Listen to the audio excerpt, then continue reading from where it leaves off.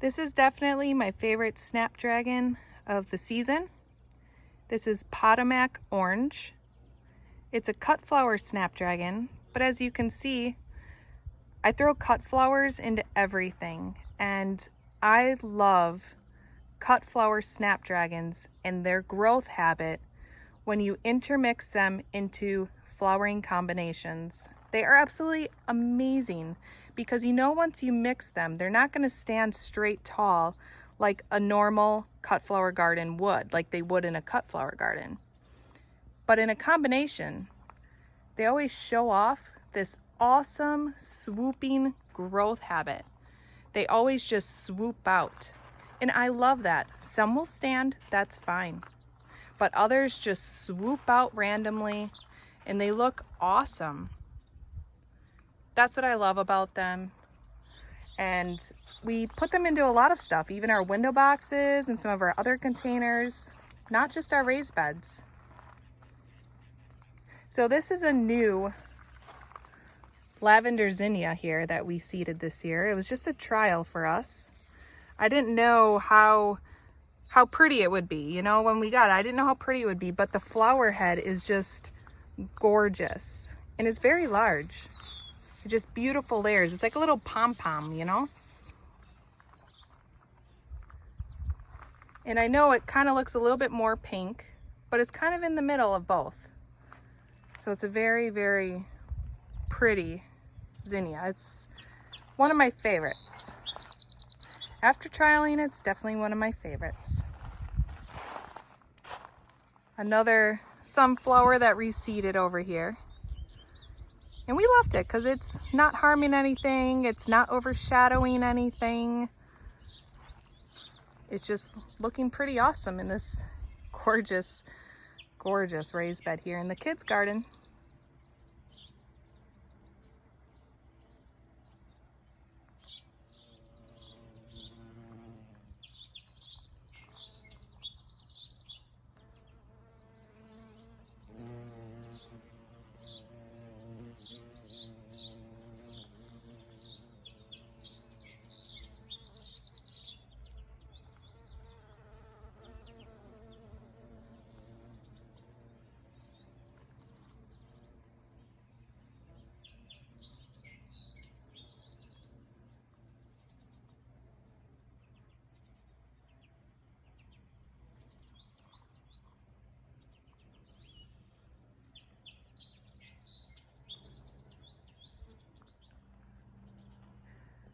This is definitely better than last year's kid gardens. I absolutely love it. And what's really cool is when I planted this garden, I envisioned all of this color with these newly painted boxes.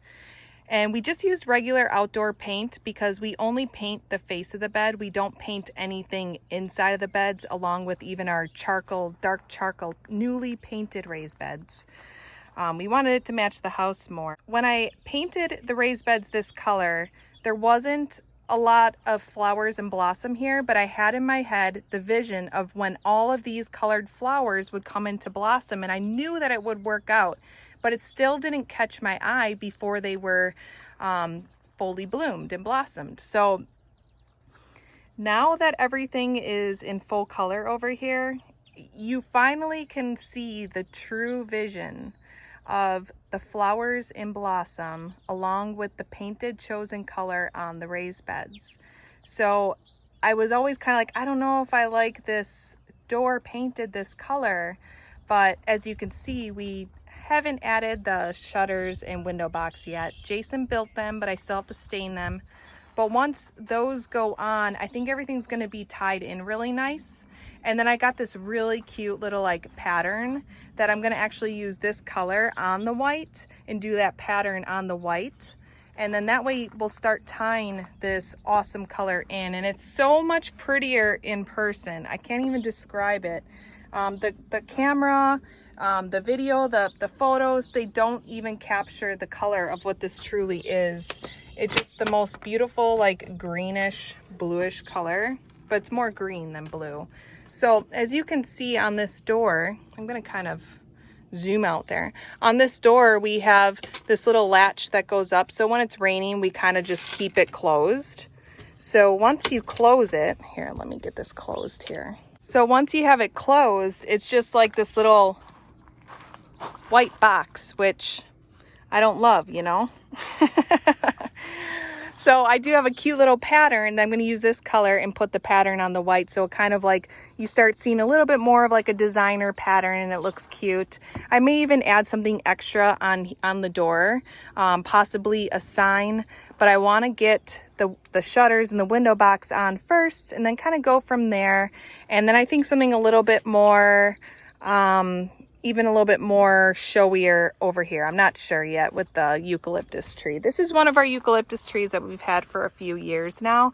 And it's gorgeous. And we seeded this one on our own. So we just bring them in the wintertime into the greenhouse. Over here then we did use an old window box that was on the front of our house. We kept them. So I still have to paint that, but the bottoms were falling out. So I figured, well, if they're on the ground, there's not going to be anything falling out. So it looks pretty cool. And we got some coleus in there that are just finally starting to do something. With our cold hardy banana, it's supposed to winter over for our zone here in Wisconsin, zone 5. So we'll see. I'm going to do some cool stuff to try to winterize it even better. And I'll share that once we get to that. So I do want to show you guys the inside of the science shed as well. Look how gorgeous everything is. You guys, I just love the gardens this year. They're just so like, oh. What's going to be cute is once I paint that pattern, you'll see a cute little like continued of that color over here in that pattern once it's down, which is cute. And I want to do it on this part as well. And we're still working on these little continued secret pathway gardens over here. So we've got everything kind of rolling along there. Got a couple more steps of planting. But we added this cute little flower and gnome and mushroom little garlands. And I got these in the winter time, actually. I think it was from Hobby Lobby, actually. And they had like all like their spring and summer stuff on clearance. So I picked up some things. Super cute. Got some of our plants in here. Little mushrooms. We added little mushrooms this year. Super cute. And they have little stamps.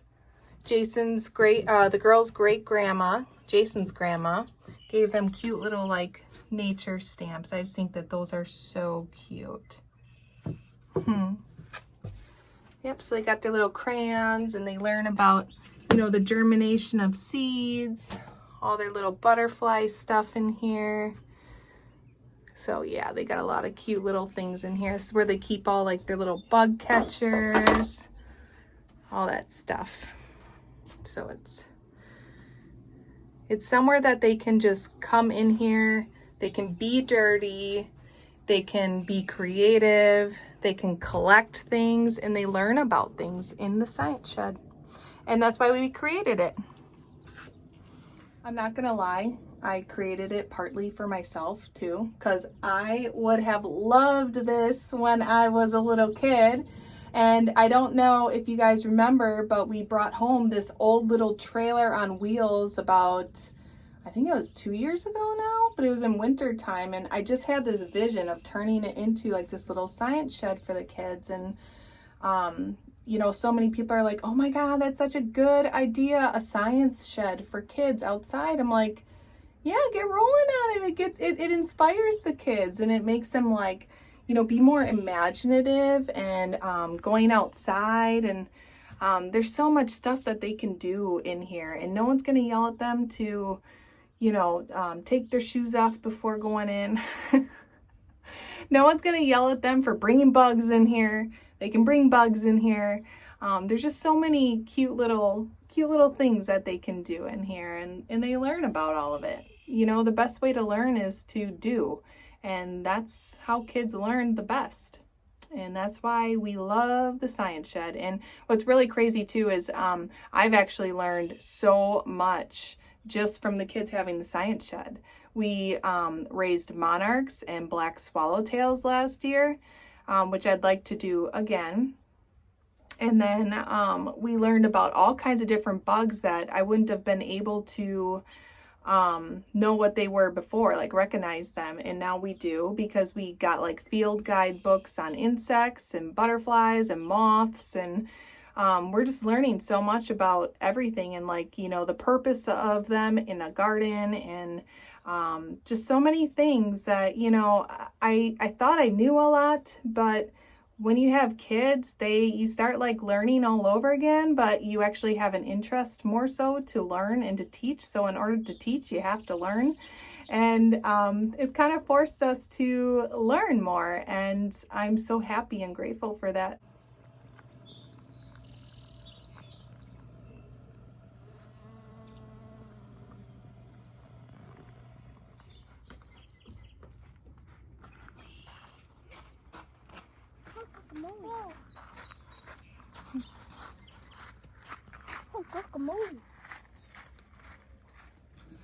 Good morning, Prancy.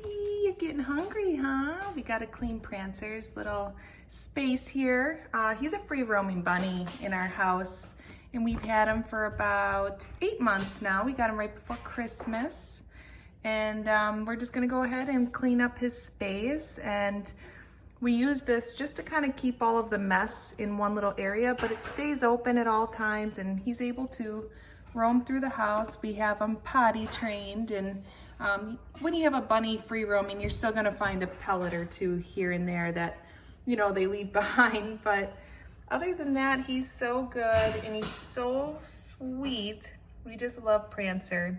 He's such a good little bunny, and we even had him fixed at the vet, so he can't have any more bunnies if we decide to get another one to kind of give him a little companion friend. But for now, we give him so much love to where we are his companions. He's like, would you hurry up already? Aw, yeah, let's get you to bed, honey. He's so cute. I know. The kids love Prancer. He's so soft. Why does he keep going behind the camera? Why does he not want to be in the camera? He's going behind the back. He wants the food. He wants his food. He's like, get me my food now. I'll get his food. You want to get his food? Sure. Which bowl? This one? Yep. Look at, I take care of Prancer, so they don't even know what bowl his pellets go into. I saw the water in there. Yeah.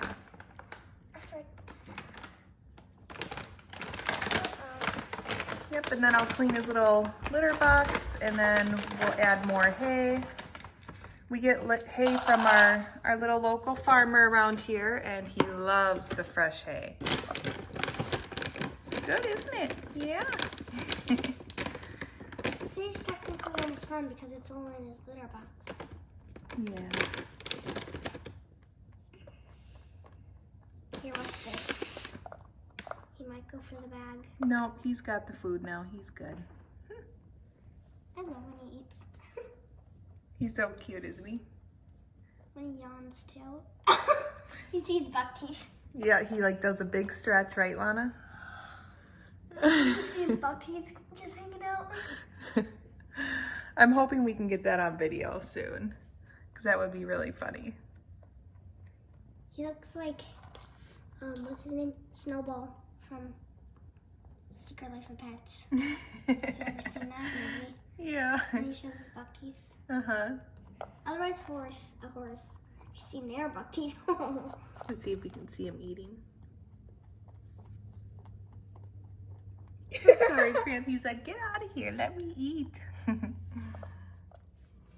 There we go. Prancer has all of his hay. When you have a bunny, you always want to make sure that they're fully stocked with hay.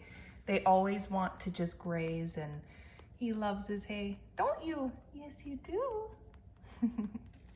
He's just so cute, and I've really loved having a bunny. I would love to get more, but in the house, it's a little bit more work, especially if you don't want a rabbit smell in your house. We clean this very often, like every other day.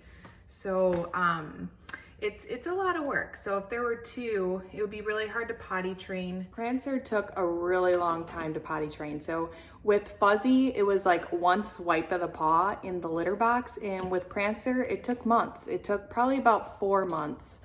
And even still now, you'll still find a pebble here and there.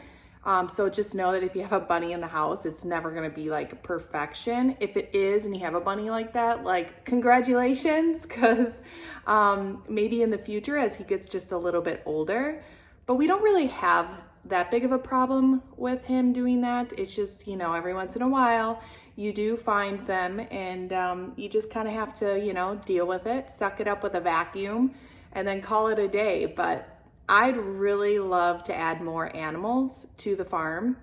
And that's probably the one thing that Jason and I have really ever disagreed on.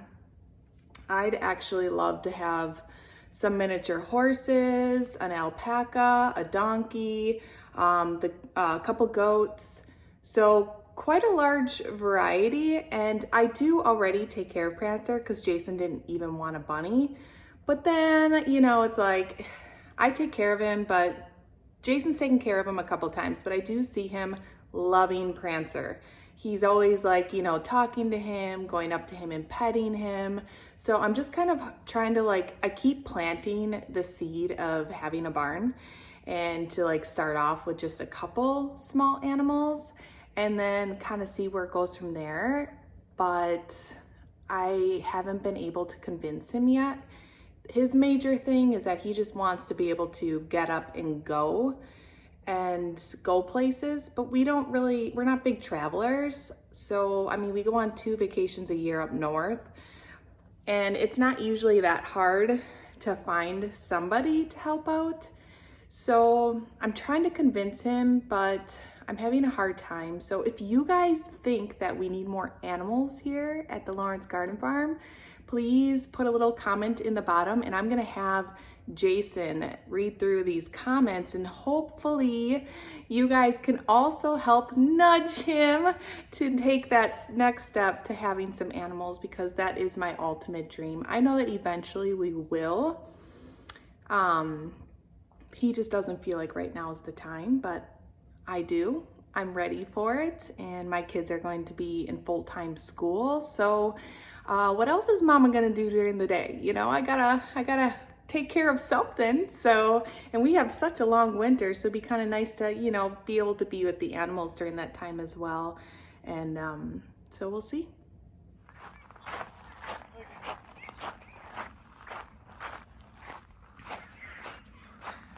You've got little baby raccoons in the yard.